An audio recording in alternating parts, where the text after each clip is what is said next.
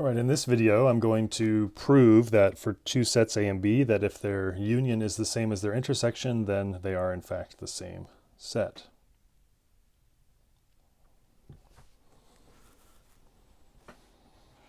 All right, now you don't have to prove anything in Set Theory 3 worksheet, all right? So don't worry about that. The only things you're going to have to prove at most this semester are induction proofs, which we'll see in Chapter 8, and as a preliminary for that, there's left-hand side equals right-hand side proofs. You'll see that later.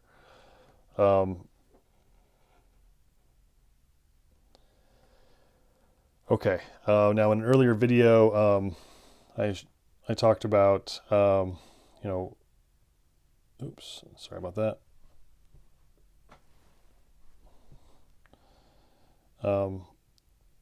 A equals B is the same as saying that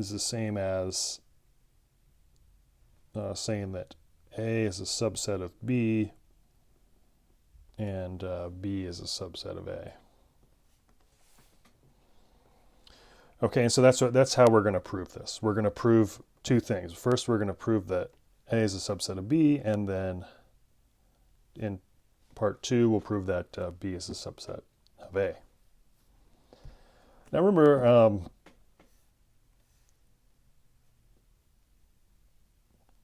let's see, there's some math majors in this class, so you'll be seeing proofs. Proofs aren't going to go away. You're going to do a lot more proofs in your training as a so it's good for you to see this. Computer science majors, also good for you to see this. There actually are proofs in computer science.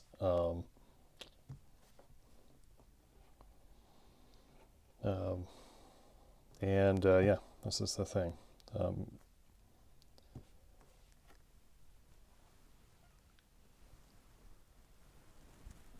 So try and follow along. Okay. All right, now let me get started. Proof.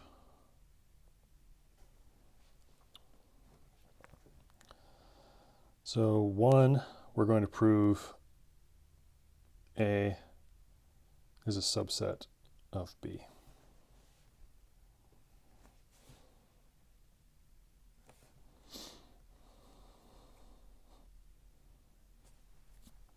All right, now remember what this actually means, right?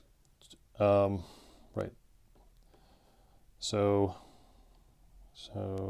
we prove X in A implies X in B. All right, remember in proofs 1, this actually means this.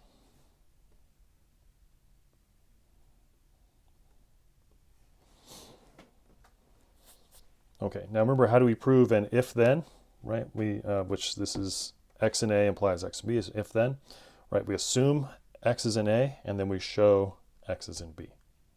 But there's a really understanding just the idea of what I'm doing, like the logic of how it all fits together. I mean, that's proof logic. That's good stuff for computer science to know. I don't know. I try not to talk about myself too much, but I'll be honest with you. I'm taking a computer science class currently. I'm really interested in computer science. I'm not particularly great at it yet, but I'm learning. And every day, I feel like, man, I'm really glad I know discrete math. And I got into computer science because of discrete math. I really didn't know that. Yeah, I really just didn't even know that there was discrete math out there. Got my master's in math at BSU, started teaching discrete math, and then I was like, holy cow, this is so cool. Well, maybe computers are cool too, and I've decided they are. Okay, so anyway, yeah, as the semester rolls on, I might say some more things about CS, where I've used it, things like that. But in any case, yeah, just the logic that we're using here, how to reason your way through it, break things apart. Super important. I mean, you do that every day, right, in a program. Okay. So let's see. We're going to prove if x is in A, then x is in B. All right. Oh, right. Remember, and remember also this thing. So let me just say this real fast. Like, remember, you have, let's see, you have x in A, x in B, x in A. Oh, getting too small. There we go. True, true.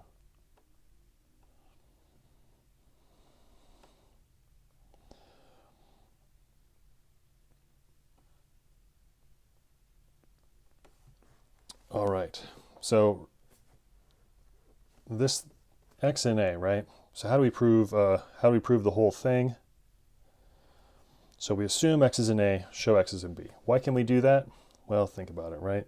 This thing right here, right? X in A, in math, all statements are either true or they're false, right? So either x is in A or it's not. If x is not in A, then that means that we have false here.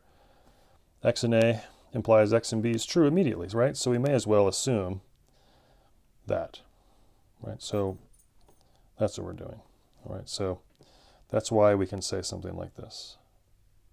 Assume x is in A.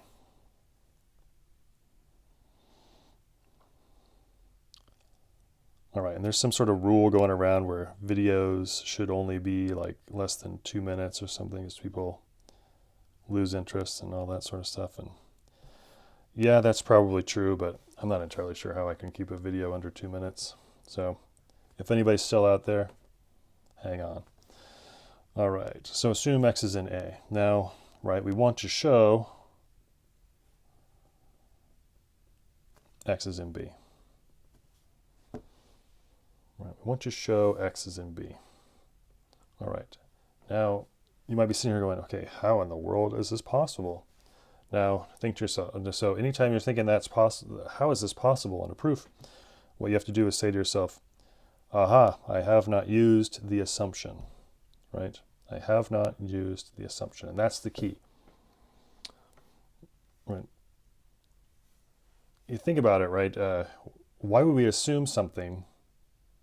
Why would we have an assumption, the if part, if we didn't need it? Right? So if you haven't used the assumption yet, think to yourself, okay, how can I work in the assumption? Because if you don't need the assumption, we wouldn't have assumed it anyway. All right, so we want to show that x is in B. I'm going to put this in a box because this is not something that I would put actually in a proof. The want to show part, that's just off to the side, but I'll put it there because we want to keep in mind what we're trying to do. We're trying to put x in B. And we want to use this assumption that I have circled in red above.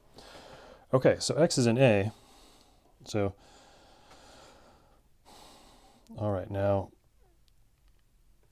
since A is a subset of A union B, right, now this is always true. A is always a subset of A put together with more, right? This is the power of or, right? If x is in A, then x is certainly in A or x is in B, right? So since A is a subset of A union B, x is in A union B. Okay, so x is in A union B. Now we can use the assumption. Since A union B equals A intersect B, x is in A intersect B. So now let's break that down. So x is in A and x is in B. Now remember, when you write something in a proof, you're saying that it's true, right? So it's true that x is in A and x is in B, right? When is an and true? An and is true when both of the statements are true, right? So we can conclude x is in B.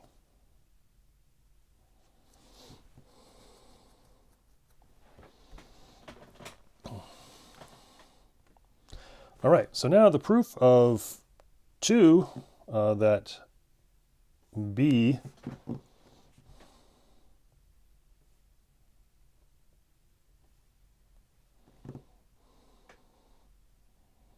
is a subset. So 2 that B is a subset of A is going to be entirely similar.